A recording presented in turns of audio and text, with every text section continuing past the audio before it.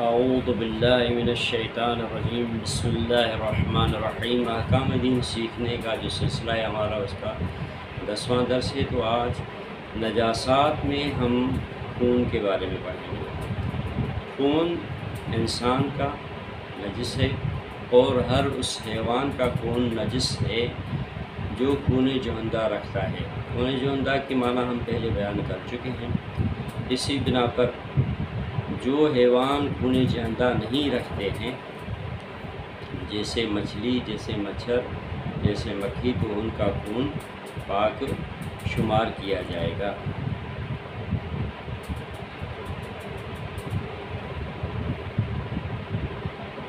اب اس کے بعد ہمارے پاس ایک مسئلہ آتا ہے کہ جس حلال جانور کو شرعی طریقے سے ذبح کیا جاتا ہے، تو جس حلال جانور کو شرعی طریقے سے ذبح کیا جاتا ہے، ذبح کرنے کے بعد جو خون نکلتا ہے، تو جو خون نکلتا ہے وہ نجس العین ہے اور پلید ہے، اور جو خون نکلنے کے بعد جو گوشت میں اندر، نسوں میں اندر بچ جاتا ہے، وہ پاک ہو جاتا ہے۔ البتہ یہ جانور اس طرح سے رکھا گیا ہو کہ خون نکلنے والا جو ہے وہ نیچائی کی طرف ہو اور بدن کا جو طرف ہے وہ اونچائی کی طرف ہو۔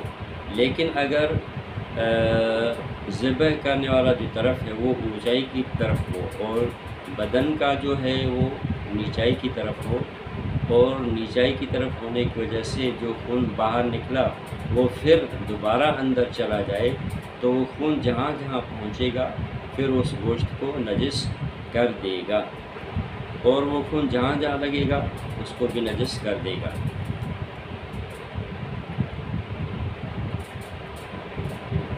اب یہاں پر انڈے میں بھی بعض مرتبہ خون موجود ہوتا ہے، چاہے وہ فارمی انڈے ہوں یا دیسی انڈے ہوں، دونوں قسم کے انڈوں میں خون بعض مرتبہ نظر آ جاتا ہے۔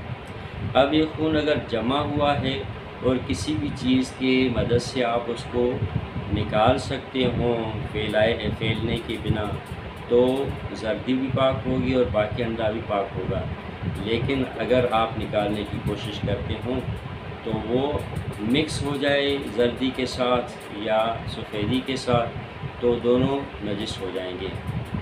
اور اسی طرح اگر پہلے سے ہی مکس شدہ ہو خون انڈے میں زردی کے ساتھ یا سفیدی کے ساتھ، ٹھیک ہے، تو پھر وہ دونوں نجس ہو جائیں گے۔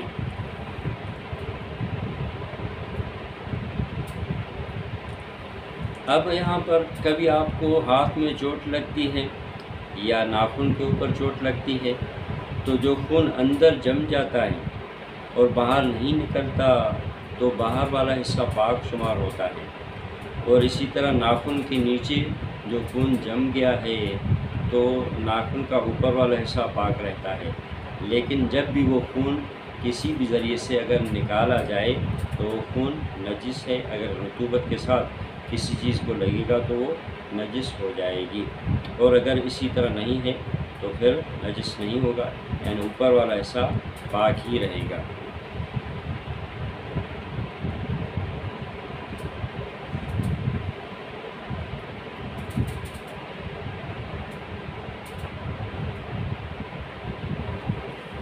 اب یہاں پر بعض مرتبہ دیکھا گیا ہے کہ خون جو ہے وہ جب آپ کی چوٹ جو وہ ختم ہونا شروع ہو جاتی ہے، تو یا چوٹ جب لگتی ہے تو سوکھنا جب شروع ہوتی ہے، تو بعض مرتبہ گندگی نکلتی ہے، تو آپ اگر معلوم ہو جائے کہ اس گندگی کے ساتھ خون بھی ہے تو وہ گندگی بھی نجس ہوگی اور وہ گندگی نجس ہوگی۔ لیکن اگر معلوم ہے کہ اس کے ساتھ خون نہیں ہے تو وہ گندگی پاک ہوگی۔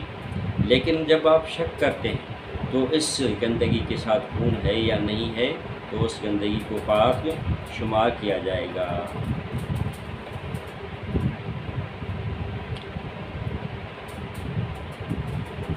اب اگر کوئی شخص دودھ گائے کا یا بھینس کا دھوتے وقت یا بکری کا دودھ دھوتے وقت اس دودھ میں کسی بھی طرح کا خون اگر گر جاتا ہے تو سارا کا سارا خون وہ اور سارا کا سارا دودھ وہ ناپاک ہو جائے گا اور پینا حرام ہو جائے گا۔ اگر کھانا پکاتے وقت کسی بھی طرح کا خون جو نجس ہے وہ کھانے میں گر جاتا ہے تو سارا کا سارا کھانا پلید ہو جاتا ہے اور کھانا حرام ہو جاتا ہے۔ لیکن اگر گوشت ہو یا اس طرح کی کوئی چیز ہو اور وہ جب نجس ہو جائے اور دوبارہ اسے پانی میں دھو کر پاک کر کے اگر پکایا جائے تو پھر وہ پاک ہو جاتا ہے اور کھانا بھی حلال ہو جاتا ہے۔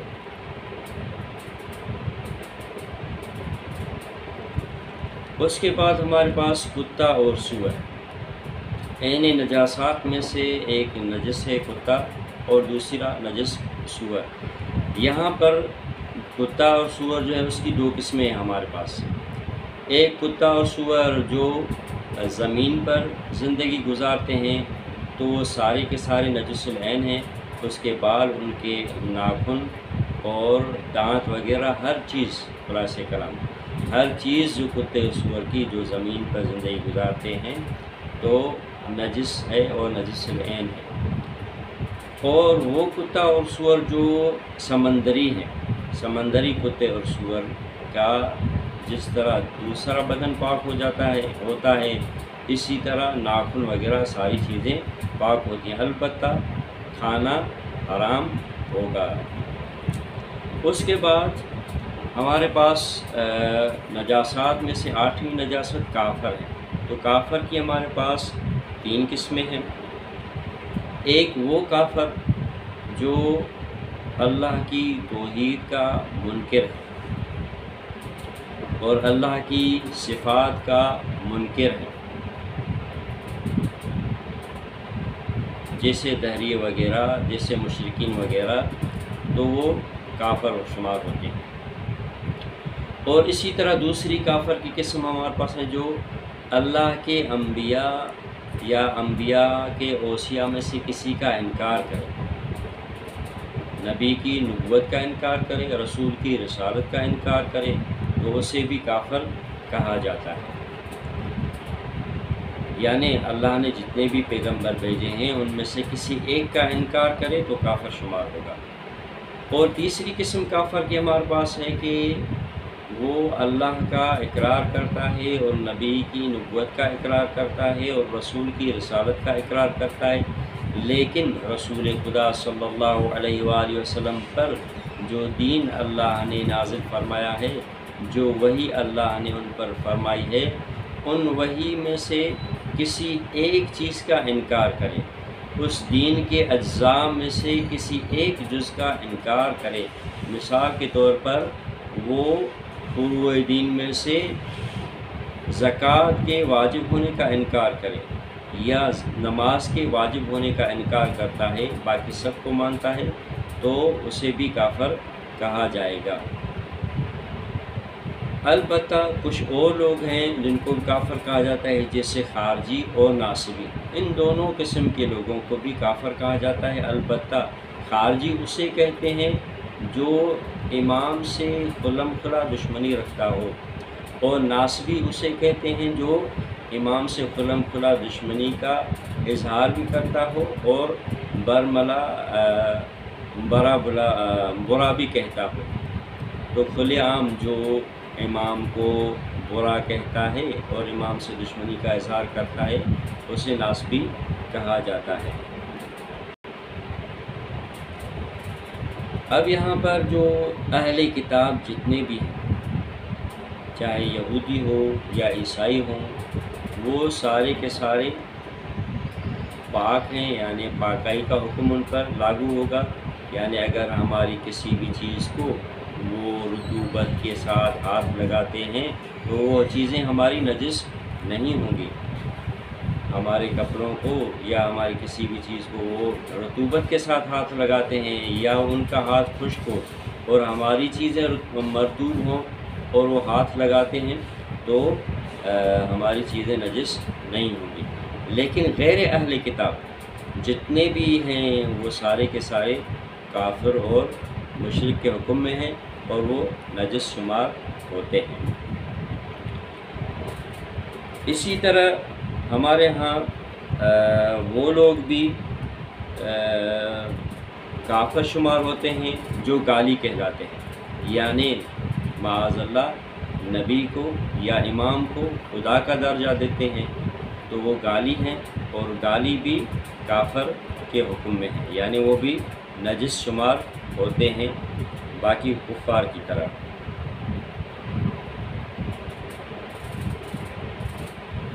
اب یہاں پر ہمیں کافر کی جو ہے وہ چند ایک اقسام میں، ایک ہوتا ہے کافر ملی اور ایک ہوتا ہے کافر فطری۔ کافر فطری وہ ہے کہ جس کے ماں باپ یا ان میں سے کوئی ایک کافر ہے اور یہ بھی کافر ہے، اس کو کافر فطری کہا جاتا ہے۔ اور کافر ملی وہ کافر ہے جس کا جو مسلمان ہے یا اس کے ماں باپ دونوں مسلمان ہیں، تو یہ کافر ہو جاتا ہے، تو اس کو کافر ملی کہا جاتا ہے۔ اب ایک قسم ہمارے پاس کافر مرتد ہے۔ کافر مرتد بھی کافر ملی ہی ہے، یعنی پہلے وہ مسلمان ہوا اور اس کے ماں باپ بھی مسلمان ہیں، پھر وہ کفر اختیار کرتا ہے اور وہ اسلام کا انکار کر دیتا ہے، تو اسے بھی کافر مرتد کہا جاتا ہے۔ تو کافر فطری، کافر ملی اور کافر مرتد یہ تینوں قسم جو ہیں وہ نجس ہیں باقی کفار کی طرح۔ اب ایک اور مسئلہ ہے ہمارے پاس، وہ یہ کہ کافر بچہ اسے ہم نجس سمجھیں یا اسے ہم پاک سمجھیں۔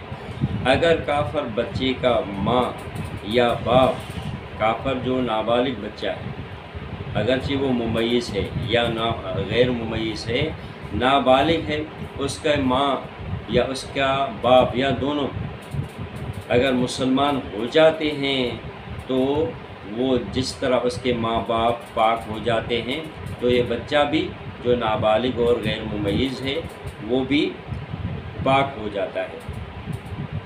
لیکن اگر یہ بچہ نابالغ ہے اور ممیز ہے، ماں باپ اس کے اسلام اختیار کرتے ہیں لیکن یہ انکار کرتا ہے، تو پھر یہ نجس ہی رہے گا۔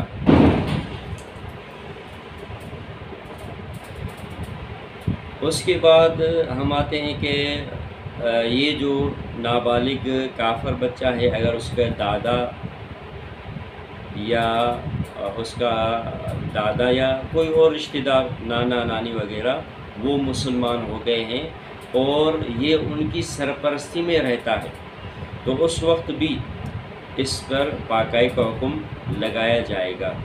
ایک اور قسم ہے کہ چھوٹا بچہ کافر ہے جو مسلمان کے ہاتھ سے قیدی ہو گیا ہے، تو اب چونکہ مسلمان کے ہاتھ میں ہے، تو جس طرح مسلمان کے تصرفات پاک ہیں تو اس پر بھی پاکائی کا حکم لگایا جائے گا۔ البتہ اگر ممیز ہے اور وہ کفر کا اظہار کرتا ہے تو پھر اس پر کافر کے احکام لاگو ہوں گے۔